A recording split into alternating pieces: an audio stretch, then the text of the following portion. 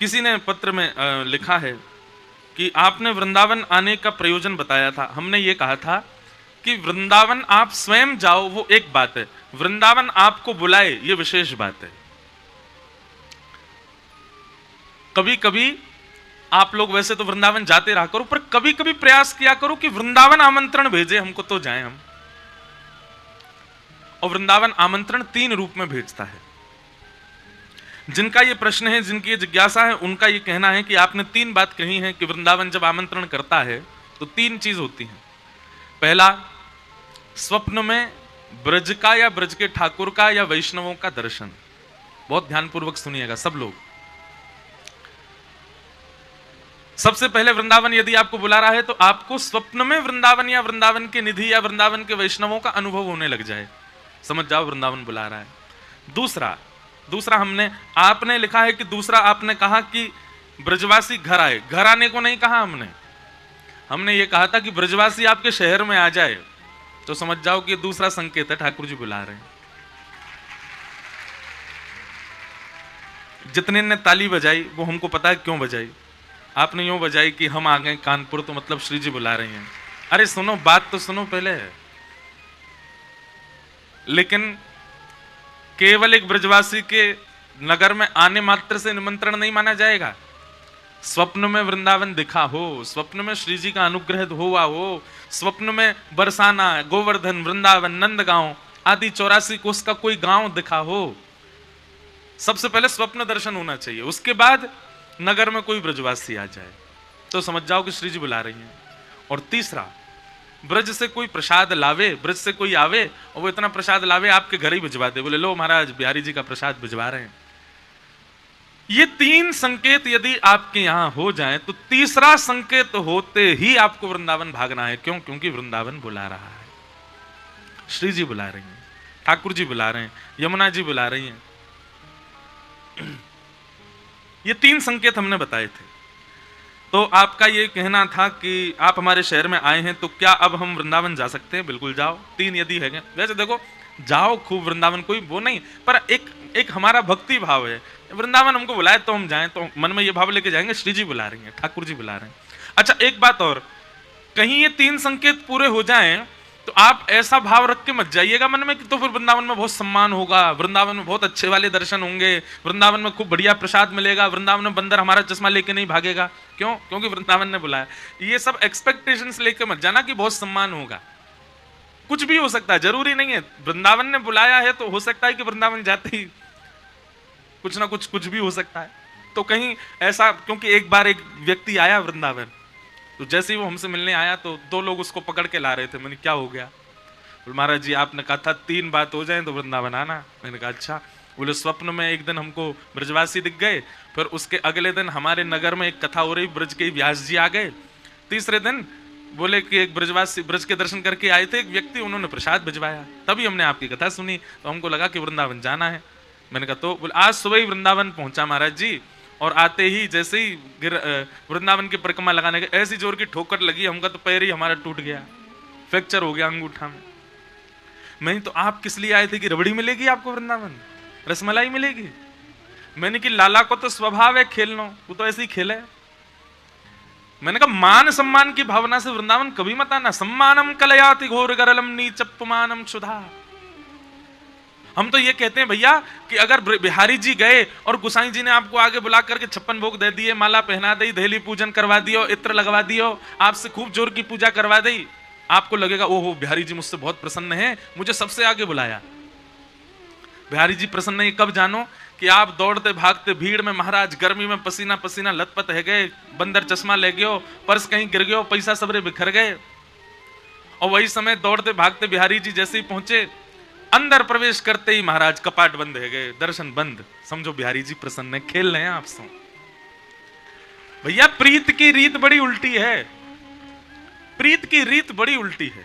कौन पावे आको पार, प्रेम ने दिया की सदा उल्टी बहे धार। कौन पावे आको पार, प्रेम ने दिया की सदा। यदि आपसे श्री लाल जी प्रेम करते हैं तो आपको छेड़ते ही रहेंगे, आपसे खेलते ही रहेंगे, आपको परेशान करते ही रहेंगे। वृंदावन आकर के भी नेको परेशान नहीं है रहे हो, तो यूं समझ जाओ आप प्रेम करते हो, ठाकुर जी अभी प्रेम ना करें। ठाकुर जी प्रेम करेंगे तो महाराज सोन नहीं देंगे, खान नहीं देंगे, बैठन नहीं देंगे, रुवाते ही रहेंगे। बस उसको अपसगुन मत मानिएगा। सब लोग बहुत ध्यान से कथा सुनो।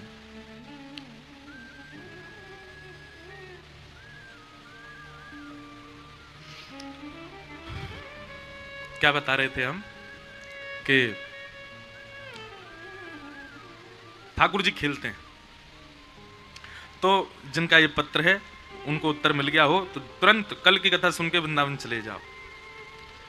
फिर आप किसी का प्रश्न है शरद पूर्णिमा कैसे मनानी चाहिए। बहुत देखो, शरद पूर्णिमा के दिन ठाकुर जी को श्वेत वस्त्र पहनाने चाहिए, श्वेत ही माला पहनाओ, श्वेत ही मुकुट पहनाओ, श्वेत ही पाग पहनाओ, श्वेत श्वेत व्यंजन बनाओ, घर में खीर बनाओ। अब पकौड़ी आदि वो तो वैसी रहेंगी, पर जितना हो सके श्वेत व्यंजन बनाओ, श्वेत का ही भोग लगाओ। श्वेत माने समझ रहे हैं ना, सफेद। और उसके बाद ठाकुर जी की जो गादी है जिस पर ठाकुर जी विराजते हैं उस पर भी श्वेत वस्त्र, पीछे की पिछवाई भी श्वेत, ऊपर की झूमर आदि भी श्वेत, श्वेत पुष्पों से पूरे ठाकुर जी के मंदिर को सजाओ, ठाकुर जी के निवास कुंज को सजाओ। और छोटी छोटी छोटी सखियों के अगर स्वरूप मिल जाएं तो उनको आप ठाकुर जी के चारों ओर लगाओ। सामने सुंदर पात्र में जल भर दो, जल भर के उसमें कमल पुष्प आदि इन सबको पधरा दो। सबसे सुंदर तो ये जो हमने पहना हमारा प्रिय पुष्प है, ये मोंगरा, मोंगरा हो, ऐसे मोंगरा बिछा के बीच में कमल लगा दो। और मंदिर में जिस कक्ष में ठाकुर जी विराज उसकी लाइटें बहुत कम कर दो, बहुत थोड़ी थोड़ी लाइटें जलाओ, केवल श्याम सुंदर प्रत्यक्ष दिखें ऐसी हो। और फिर सन्मुख बैठ कर के गोपी गीत का पाठ करो। ठाकुर जी को आज गोपी गीत आएगा कथा में, हम 2-4 श्लोक गाएंगे। गोपी गीत का ठाकुर जी को पाठ सुनाओ और गोपी गीत पाठ करने के बाद में सुंदर आप भी सज धज के बैठो, पति पत्नी बच्चे सब बिल्कुल तैयार होकर के, और फिर उसके बाद में कोई कीर्तन भजन गा के सब लोग रास करो। ऐसा भाव करो कि ठाकुर जी हमारे संग नाच रहे, ठाकुर जी के आगे नृत्य करो। नृत्य करके ठाकुर जी के सन्मुख रास पंचाध्याय, अगर भागवत जी घर में हैं तो रास पंचाध्यायी खोल के ठाकुर जी के आगे रख दो। उस दिन रात्रि में ठाकुर जी, वैसे तो देखो मंदिरों में तो शयन होता ही है, शयन तो करते ही हैं, पर भाव ऐसा रखो कि ठाकुर जी के उस दिन पूरे कक्ष को फिर एकांतिक ठाकुर जी का बना दो। उसमें ऐसी ऐसी व्यवस्थाएं कर दो, प्रसाद रखो, जल रखो, सुंदर सखियों को विराजमान कर दो। ठाकुर जी से निवेदन करो, लाल जी अब रास करो, हम सब जा रहे हैं। फिर अपना सब करके ठाकुर जी को शयन मत कराओ। वैसे कराना चाहो तो करा भी सकते हो, पर एक भाव है ठाकुर जी को शयन ना करा के अब ठाकुर जी को रास बिहार के लिए प्रस्थान करने दो। ठाकुर जी रात भर रास करेंगे, या फिर 1-2 घंटे के लिए आप सब ठाकुर जी को एकांत छोड़ दो, ठाकुर जी रास बिहार कर लें, उसके बाद उनको शयन करा दो। इस प्रकार शरद पूर्णिमा का उत्सव मनाना है। हमारी तो बड़ी जोर की होगी गिरिराज जी में या बार 14 से 17 अक्टूबर 4 दिन। श्री पूर्णिमा दीदी जी हैं, बहुत सुंदर कीर्तन करती हैं ठाकुर जी का, वो करा रही हैं 4 दिन का रास पंचाध्यायी। उसमें गोपी प्रेम की ध्वजा, ब्रज में कैसी कैसी गोपी हैं, कैसा कैसा प्रेम है, क्या क्या उनके भाव हैं, उन सब पर चर्चा 4 दिन होगी। 3 दिन कथा तो होगी 4 से 7, पर 17 तारीख को शरद पूर्णिमा वाले दिन कथा होगी रात्रि 11 से 1-2 बजे तक, और वो भी पंडाल में नहीं होगी। 3 दिन कथा पंडाल में होगी, 3 दिन बाद फिर 2 किलोमीटर दूर जाएंगे गिरिराज जी की तलेटी, बिल्कुल गिरिराज जी के नीचे बैठ के खुले आकाश में, केवल 2 लाइट व्यास जी पे होंगी, बाकी सब अंधेरे में गुप्त। जितने श्रोता आएंगे, बहुत श्रोता आएंगे उसमें, सब बिल्कुल अंधेरे में बैठेंगे। आकाश से शरद पूर्णिमा के चंद्रमा प्रकाशित करेंगे, उसी के प्रकाश में सब लोग बैठ करके गोपी गीत का पाठ करेंगे, रास पंचाध्याय, रास बिहार होगा। नृत्य करेंगे, कोई किसी को देख नहीं पाएगा, सब बस नृत्य करेंगे। हमारी ऐसी भावना है कोई या कोई दिखेगा ही ना, तो है सके कि या बीच में श्याम सुंदर आ ही जाएंगे और रास बिहार करे ही जाएंगे। बाकी तो भावना वहां जाकर के प्रकट होगी कैसी हो। तो ऐसा शरद उत्सव होगा। अब हम भाव के प्रश्नों का उत्तर दे देते हैं ना, उसके तुरंत बाद फिर कोई खतरनाक प्रश्न आता है तो फिर हम कहते हैं इसका उत्तर कैसे दें, भाव में तो चले गए। आज भी देखो क्या हुआ कथा में, जैसे ही वर्षा हुई सब लोगों को लगी होगी ओहो वर्षा हो रही है, पानी भर जाएगा, जे होगा वो होगा। लेकिन देखो वैष्णव का स्वरूप कैसा होना चाहिए। जैसे ही वर्षा हुई, हम अपने कक्ष में तैयार हो रहे थे तो मन में भाव आया, मैंने कहा ओहो कल तो 56 भोग लगे थे ना, इंद्र को पता चल गई है कि ब्रजवासियों ने उसकी सेवा बंद कर दी है। इंद्र को पता लग गई है कि ब्रजवासी 56 भोग लगा रहे हैं गिरिराज जी को। सो इंद्र ने मूसलाधार बारिश करी और महाराज देखो हमको पता चला कि सबसे पहले आक्रमण कहां हुआ, मंच पे ही हुआ। लेकिन हमारे ठाकुर जी ने फिर से गिरिराज जी धारण कर लिए, फिर से व्यवस्थित हो गए। और देखो जैसे ही ठाकुर जी ने गिरिराज जी धारण किए, ब्रजवासी ने अपने बांस लगा लिए, एक बांस भी लग रहा हो बीच में। बोल गिरिराज धरण की। ओ कैमरा वाले भैया ने दिखाओ बांस। हाँ जे बांस देखो, अभी बस बांस लग गो, अब ये चट चट टूटना और चाहिए। तब होगी पूरी लीला।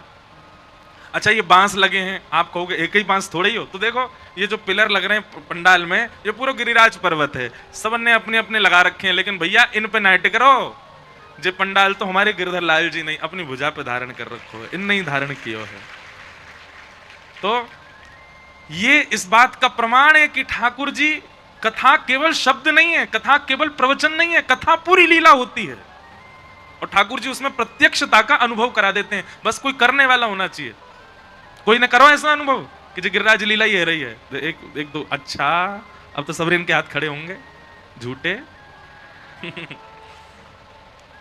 अच्छा ये ऐसे भाव भी प्रेमी हृदय के चित्त में ही है सके, सबके हृदय में ऐसे भाव प्रकट नहीं होते। वो हमारी बात सुन के और यूं कह रहे होंगे जन कहा बोल रहे हैं ब्यास, ये भी कोई बात है? बरसा आएगी तो यूं कह रहे हैं गिरिराज लीला, पर यही तो प्रेम की बात है, प्रेम। तो आज ठाकुर जी ने प्रत्यक्षता का अनुभव करा दिया कि देखो वास्तव में गिरिराज लीला है। अच्छा होनी होती तो जोरदार रहती, पर कथा थोड़ी बहुत देर बस अपनो जमा करके रंग और फिर विश्राम कर दो, नहीं अब कथा होएगी, कथा में सबको विघ्न नहीं हो, तो व्यवस्थित भी हो गया सब। तो ठाकुर जी प्रत्यक्ष हैं, इस बात का अनुभव कराते हैं। किन्हीं का यह प्रश्न है, अगर कोई दुर्घटना या कोई निश्चित कार्य होनी है तो फिर अनहोनी क्या है? भैया देखो आपका ऐसा भाव है, होई सोई जो राम रची राखा, राम जी ने पहले से ही रचा हुआ है सबके जीवन में क्या होना है क्या नहीं होना, तो फिर अनहोनी क्यों कहते हैं? हम सब कुछ तो होना ही है। ये हम कहते हैं, हम आपस में सामाजिक वार्तालाप में कहते हैं ओहो ये तो अनहोनी है, पर वो अनहोनी नहीं है, वो होना ही था हमारे साथ में, वो होगा ही हमारे साथ में, ईश्वर द्वारा निर्धारित है होनी। अच्छा एक बात और सुनिएगा, मैं एक बात कथा में कहा करता हूं कि ठाकुर जी हमारी एक एक क्षण की क्रिया पर ध्यान नहीं देते। एक हमने बात बोली बहुत वायरल भी होती है वो, कि इतना बड़ा ब्रह्मांड है, ठाकुर जी हम पर ध्यान दे के थोड़ी बैठे होंगे, अब इसको मुझे गिराना है, अब इसको मुझे खड़ा करना है, अब इसको खांसी होनी चाहिए, अब इसकी पत्नी इससे रूठेगी, इसके बच्चे इसके विपरीत। अच्छा भगवान पर और कोई काम नहीं है, पूरे दिन हम पे ही देखते रहेंगे? तो क्या करते हैं ठाकुर जी? ठाकुर जी व्यवस्था पूरी कर देते हैं। जैसे कि आपने बाजार से सब्जी ले आए, मसाले ले आए, व्यंजन ले आए, ला करके माता को घर में दे दिए, माता जी को घिया आ गया, तोरई आ गई, टमाटर आ गए, आलू आ गए, भिंडी आ गई, ये मसाले, लाल मिर्च आ गई, धनिया आ गया, आदि आदि जो भी होता है सब आपने ले जाकर के दे दिया। सामग्री देना आपका काम था। अब सब्जी कैसे बनेगी कैसी नहीं बनेगी ये मां के हाथ में है। ठीक वैसे ही ठाकुर जी हमको व्यवस्था दे देते हैं, धन दे दिया, बुद्धि दे दी, नेत्र दे दी, नाक दे दी, जीव दे दी, हाथ दे दिए, पैर दे दिए, स्वभाव दे दिया, गुण अवगुण दोनों हमारे सामने कर दिए। अब उस पर क्या करना है क्या बनाना है ये हमारे ऊपर निर्भर है। ठाकुर जी व्यवस्था करते हैं, भैया बालकों बैठ जाओ, बैठ जाओ, छोटी सी लाली है वह बाहर घुमा लाओ, जाओ। समझ में आई बात? भगवान ने पुलस्त्य ऋषि के खानदान में भेजा किसको? रावण को। पुलस्त्य ऋषि सामान्य नहीं थे, देवता भी नतमस्तक रहते थे पुलस्त्य ऋषि के आगे। ब्राह्मण कुल में भेजा, सारस्वत वंशी ब्राह्मण था रावण। करोड़ों की, खरबों की, अरबों की संपत्ति का उसको स्वामी बना दिया, सोने की लंका में रहता था, मंदोदरी जैसी सुपात्र पत्नी दे दी, लोगों को एक सिर मिलते हैं उसको 10 सिर दे दे। व्यवस्थाओं में कोई कमी नहीं छोड़ी भगवान ने रावण की में, लेकिन उन व्यवस्थाओं का दुरुपयोग किया। उस दुरुपयोग का परिणाम आज भी लाखों वर्षों से रावण का पुतला जलता है दशहरा मैदान में। ठाकुर जी व्यवस्था दे देते हैं, ठाकुर जी आपको सब कुछ आपके सामने धर देते हैं। अब ये है, इतना है, किसी को सीमित देते हैं, किसी को ज्यादा देते हैं। अब इस पर तुम क्या बना सकते हो ये तुम्हारे ऊपर है। समझ में आई बात? ऐसा है। तो इसलिए अनहोनी कुछ नहीं है, सब होना ही है। हमारी भाषा में अनहोनी शब्द होता है। फिर ये प्रश्न है, अब ये हमको समझ में कम आया, इसको बाद में बोलेंगे। फिर किसी का भाव है कि अंतर्मुखी कैसे बने? अंतर्मुखी कैसे बने? हम अपने छोटे से छोटा और बड़े से बड़ा अनुभव भी अपने शरीर के सबसे करीबी संबंधी को भी ना बताएं, ऐसा कैसे हो? आप बाहिर्मुखी कब होते हो? जब आपके अंदर यह भाव होता है कि आप कुछ हो, आप में कोई गुण है, इसलिए आप बाह्यमुखी होते हो। सदैव यह मानना कि जो भी मेरे पास है, जैसा भी मैं हूं, जो भी कुछ है, ये सब ठाकुर जी की कृपा से है, आप अपने आप अंतर्मुखी हो जाओगे। और दूसरी बात, जब आपकी संगत जो होती है, जिनके पास आप उठते बैठते खाते पीते हो, जब वे शुद्ध होते हैं, वे पवित्र होते हैं, वे सत्संगी होते हैं, तो उनके मध्य बैठने से अंतर्मुखिता आती चली जाती।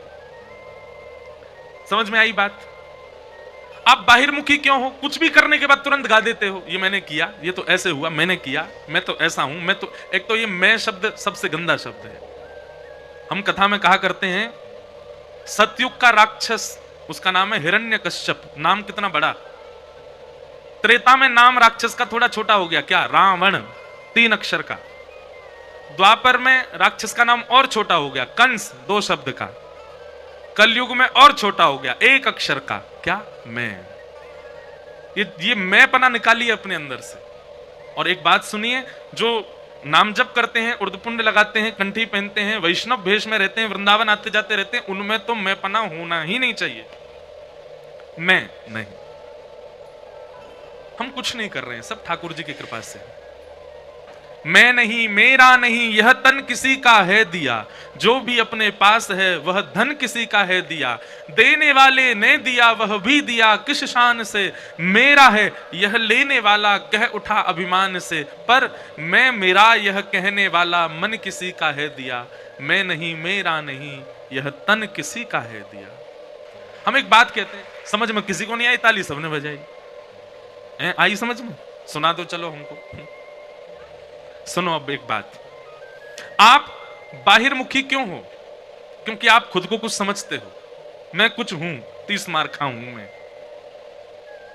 तो फिर एक काम कीजिए, आज ही अपने शरीर को आज्ञा कीजिए, ए शरीर, तुझको मैंने इतना घी खिलाया, तुझको मैंने, कौन सा हलवाई, ठग्गू हलवाई है कानपुर का, ऐसा कोई सगा नहीं जिसको हमने, बस सारे कानपुर वाले ही तो ऐसे नहीं है। हमने तुझको उसके लड्डू खिलाए, तेने जब जो मांगा वो सब हमने तुझको दिया। ए शरीर, इतने वर्षों से हम तेरी सेवा कर रहे हैं, अब इसके बदले तू हमको ये दे, हम जो कहें तू वो कर। कल से तेरी दाढ़ी नहीं निकलनी चाहिए, तू बिल्कुल सुंदर बना रहे। और सुन, हम कोई वर्कआउट नहीं करेंगे, तू अपने आप पतला हो जा। और सुन, ये वृद्धावस्था, कभी बाल सफेद हो रहे हैं, दाढ़ी सफेद हो रही है, कान से सुनना बंद हो रहा है, आंखों से दिखना बंद हो रहा है, नंबर चढ़ रहा है, ये सब नहीं चलेगा। हमने तेरी बहुत सेवा करी, हमारी बात मान, अब से तू बूढ़ा नहीं होगा, तू सदा युवा बना रहे। आपका शरीर आपकी मानेगा? नहीं मान सकता। वो वही करेगा जो उसको करना है, जो उसकी गति है। तो फिर अभिमान किस बात का करते हो आप? आपका खुद का शरीर आपके वश में नहीं है, तो फिर अभिमान क्यों? किस चीज का अभिमान है? जिस दिन आपके मन में यह भाव आ गया कि भाई ये सब संसार मेरा जीवन और मैं खुद सब ठाकुर जी की कठपुतली है, हम कठपुतली तेरे हाथ की, उसी दिन आपके अंदर अंतर्मुखता आ जाएगी। हम कभी कथा करके ये विचार नहीं करते, हम अपनी बात कह रहे हैं कि मेरी कथा से ये हो रहा है। सुबह इतने बालक आते हैं, कोई किसी के नेत्रों में आंसू होते हैं, कोई कुछ बना के लाता है, कोई कुछ करके लाता है। हम हर क्षण अपने मन में ये विचार करते हैं कि अरे अपना नाम लेके, अरे इंद्रेश तू इस योग्य है, तेरे में योग्यता है कि तू ऐसा कुछ कर सके? नहीं, ये सब हमारे लाल जी करा रहे हैं, सब ठाकुर जी कर रहे हैं। अपने आप अंतर्मुखता आती चली जाती है। जब आप स्वयं को कुछ मानते हैं, समझते हैं, तो ही आप बाहिर्मुखी बहुत हो जाते हैं। इसलिए सबसे पहले तो ये, और दूसरा बहुत सत्संग करो, जितना हो सके मौन रहो, श्रवण ज्यादा करो। जैसे आप बाहिर्मुखी कब होते हो? जब बोलते बहुत हो। एक बात याद रखिएगा, बहुत बोलने वाले व्यक्ति की जीव में 2 अवगुण आ जाते हैं। पहला असत्य, और दूसरा बात की गरिमा नष्ट हो जाती है, फिर उसकी बात कोई सीरियस नहीं लेता। बहुत बोलने वाला व्यक्ति, लेकिन कम बोलने वाला व्यक्ति, कभी कभी बोलने वाला व्यक्ति, वो जब बोलता है उसकी बात में गंभीरता होती है। तो कम बोलना प्रारंभ करो, आप अपने आप अंतर्मुखी हो जाओगे। अंतर्मुखी होने का मतलब इंट्रोवर्ट होना नहीं होता। अंतर्मुखी होने का मतलब क्या बोलते हैं उसको, घुइयां, क्या बोलते, मेरे वो शब्द नहीं आ रहा, बहुत क्या बोलते हैं उसको, जो अंदर ही अंदर सोचता रहता है, सब कुछ विचार करता रहता है, मनमुखी पहाड़ बनाते रहे। अच्छा इसने मुझसे ऐसे कहा, रुक जा, दारी के आगे गिरे तेरा पांव टूट जाए। अंदर ही अंदर सोचता रहेगा, अंदर ही अंदर ख्वाब ही पहाड़ बनाता रहेगा, सबके बारे में सोच लेगा, बोलता कुछ नहीं। ऐसा नहीं, ये तो नेगेटिव रूप में हो गया है? क्या बोले? अरे भैया आप तुम्हारी भाषा में कुछ और होगा, समझ गए ना सब। अंतर्मुखी हो जाओ। अंतर्मुखी मतलब सब ठाकुर जी की कृपा है, मेरा कुछ नहीं। फिर आपका यह भाव है कि भक्त में सरलता प्रधान लक्षण देखा है, किंतु में सरलता सबसे कठिनता से ही आ सकती है।